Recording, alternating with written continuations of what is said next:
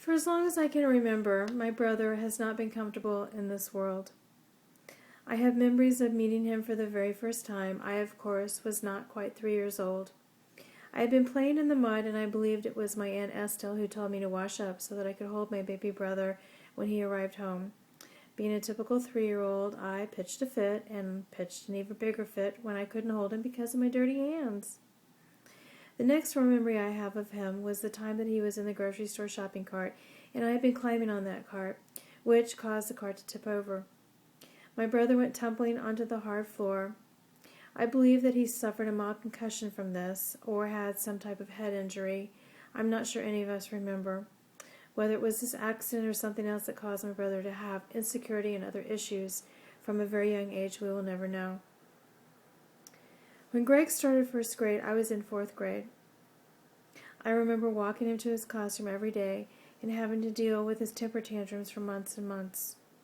These escalated into behavioral issues which plagued him for the rest of his school days. Greg struggled with an addiction for his entire life. I think he tried to deal with it the best way he knew how, but you see, he didn't really know how. This disease was a double-edged sword. He had to deal with feelings of insecurity, not belonging or being good enough, and I am sure at times he felt unloved by those around him. But those who were trying to love him struggled with their own emotions, for obvious reasons, trying very much to love him, help him, and support him.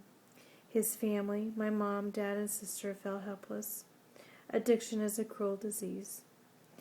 There was a very loving and caring side of my brother. He was so excited when he became a father.